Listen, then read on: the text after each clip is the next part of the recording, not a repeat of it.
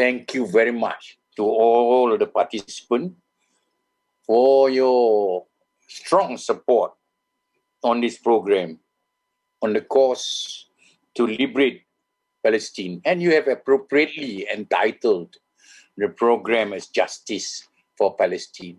Even though justice is actually an abstract word, it is a word that people feel, people associate with life and living honorably, and with a lot of other things that make us move and inspire us to champion or fight for something.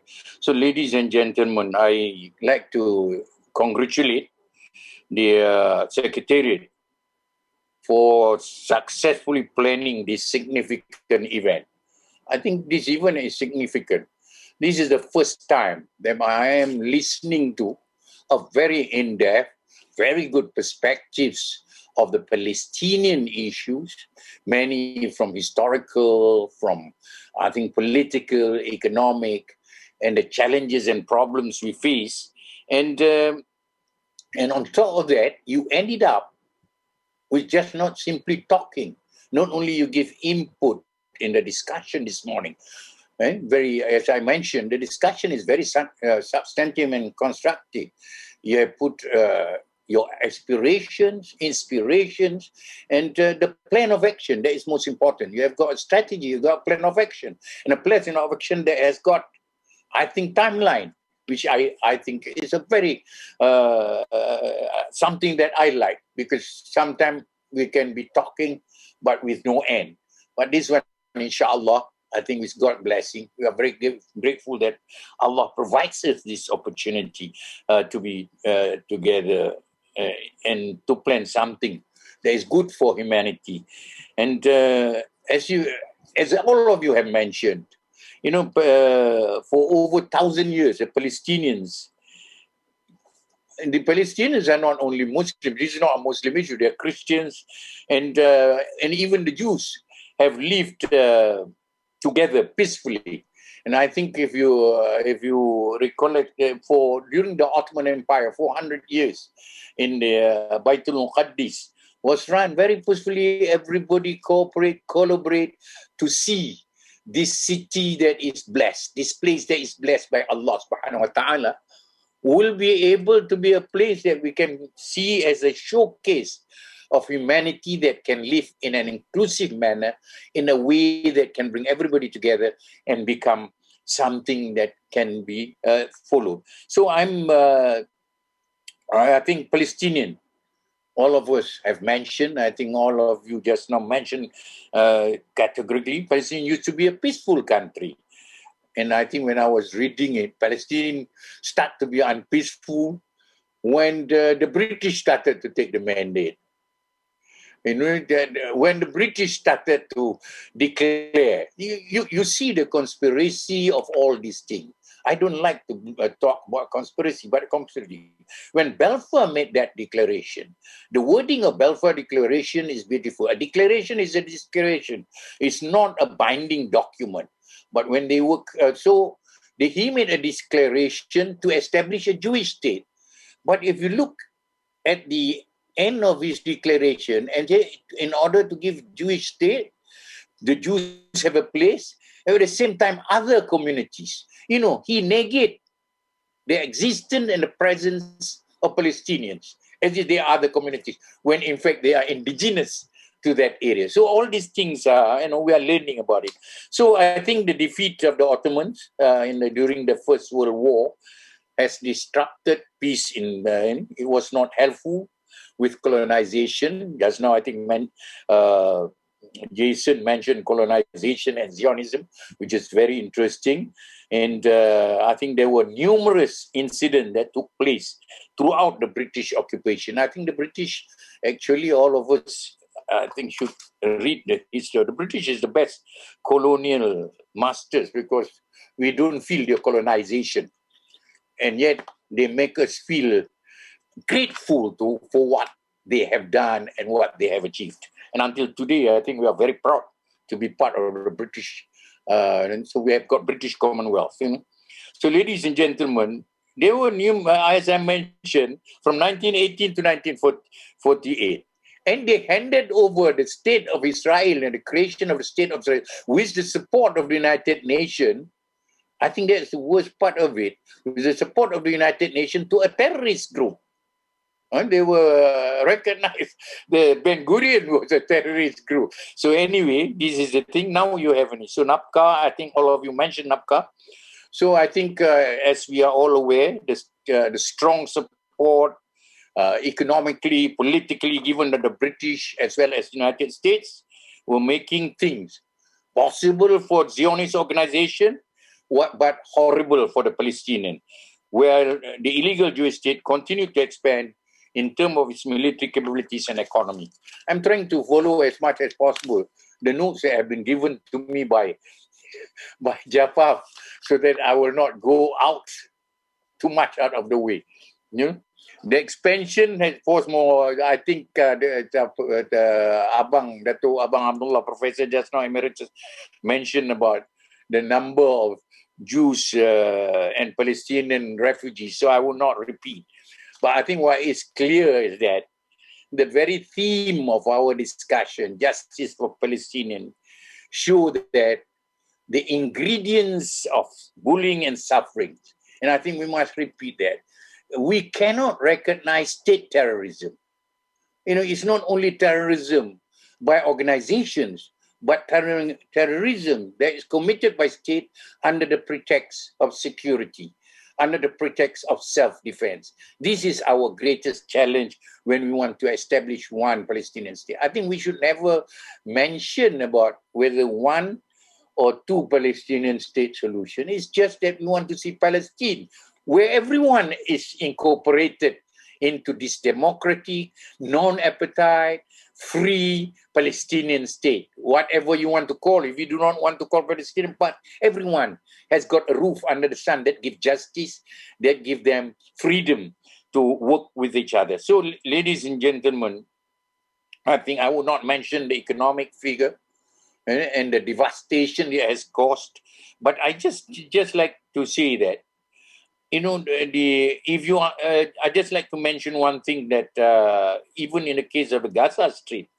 UNCTAD, United Nations Conference for Trade Union, has mentioned that the economic cost of the Israeli occupation from the closure and military operation alone between 2007 to 2018 has been 16.7 billion US.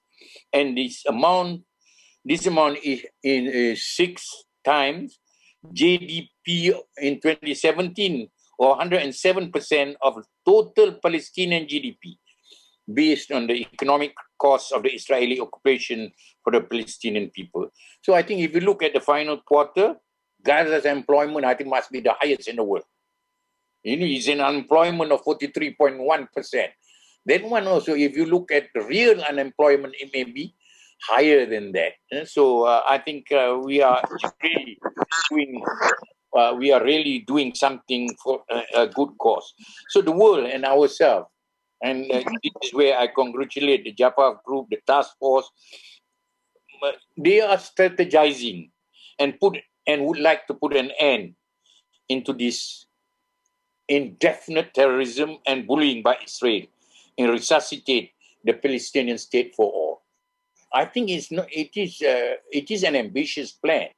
It is not, no one will be able to say whether it is possible or not. But you will never know unless you make a try. And I think the thing that is positive about this group, I think even though they say they are ingenious, but I think they are also ingenious, those who have supported this, to have something that, to have, to draw something that you see light at the end of the tunnel. That you think that there will be light at the end of the tunnel. Let us hope that this will come. And I think the world opinion is moving. I was listening to Bennett Nathan, what is his name, the new Israeli Prime Minister. He was saying there's already enough Palestinian state. He's not going to create another Palestinian state. So as far as concerned, and when I was talking to the president of France, he says that as far as Israel is concerned, they consider that it is the duty of the Arab state, the neighboring Arab state, to absorb the Palestinians, and there is no way that they are going to agree. I think that should not deter us, that you should continue. So I think it's good that world opinion is changing. The young is the most important. We are already a transient group. People like me, people like Professor just now mentioned, we are transient group. We want to see our young take up this cause and see its actualization or realization to the end. So I hope that in the airport, we will do the three-prong attack that you want to have world opinion, you want to have the advocacy, unity of the Palestinians. These are the things that you must. And I think your strategy will work, because I think the young cannot stand to see the inhumanities of Israeli state and occupation. This is important for you. So I think we are not fighting against the Jews. But I think we should be reminded we are not fighting against the Jews, but we want to see the end of inhumanity created by the Zionist movement, which is a political movement. At one time, they were also considered as a terrorist movement. And so all these things we want to end. But they are also liberal Zionists, I think. There is a movement now among the liberal Zionists who see the good thing about the creation of one state where everybody can be embraced and enjoy together. So the Israeli Zion project is, I hope it is crumbling as we expect it, and it become unrealistic. It is not sustainable. And nowadays, youth from all over the world, including from among the Jews, are trying to embrace the truth and call for the Jewish, the Zionist regime that causes more than bad than good to be brought to an end, so that we can promote peace and human rights in this world. So, ladies and gentlemen, we are beginning to witness this. So we must unite, especially the Palestinians. I worked with the Palestinians for a long time. You know, it's not easy, but I don't think we should start blaming them. I think when you have been living for a long time under very, very oppressive regime, inhuman regime, and this human regime also practice, as it is practiced by the West, the strategic role of divide and rule, to make sure that what we want will never be achieved. So I think there is, tell them for the Palestinian to work together in order for them to see a free Palestine where everyone can be under one roof. We must unite, especially the Palestinian. The vision of having a Palestinian state for all can be achieved, can be a reality, with proper strategies being put in place, considering the current world opinion, and that has started to change and embrace the Palestinian struggle. And I think terrorism of the Israelis must end. The establishment of Justice for Palestinian Action Front is timely. I tend to agree with Professor Emeritus. This is one subject that has not suffered fatigue. I think it's good. It's a very positive sign. So in line with the rising acceptance, realizing the Palestinian state for all, I'm glad to see that the approach that has been taken by JPAF is well structured and documented. So I'm optimistic that the JPAF blueprint and strategic plan, which I'm asked to launch today, will be able, inshallah, with God's blessing, and we will be able to unravel the intricate Palestinian issues through well-planned targets and activities, backed by rigorous research work that will provide actual guidance to JPAF team in every step that they are taking. So the well-planned targets and activities will need support from everyone. And I think we call for everyone to support in every way, physical, moral, economic, political, in order for it to achieve the desired success. And it requires a lot of man hours, financial commitments. And I would like to take the opportunity to invite potential volunteers to contribute relevant expertise and knowledge in supporting JPAF activities. I would also like to take this opportunity to appeal on behalf of the Council of the Action for generous donors to come forward, as has been shown by its chairman. Before I end my speech, I would like once again to thank everyone who has made this initiative a success.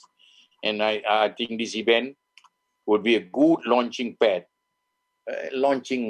for us at the national and international level, with participation and cooperation for all the good, well-intended citizens of the world and organizations around the world. I agree with Faisal or Abim, the president of Abim just now, that the one that we must focus on is on the CSO.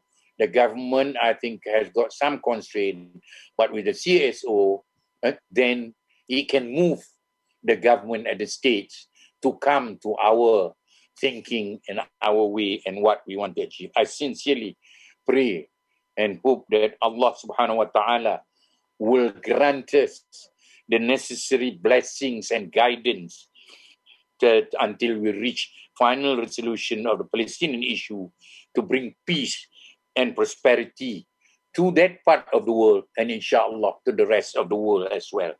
On that note, with the blessings of Allah and with the shafa'at of Rasulullah sallallahu alaihi wasallam, I would like to say Bismillahir Rahmanir Rahim, with the greatest sense of humility and undeserved role that you have given me to launch this JPAF blueprint and strategic plan. Sekian, terima kasih, syukran and thank you. Wabillahi taufiq wal hidayah. Wassalamualaikum warahmatullahi wabarakatuh.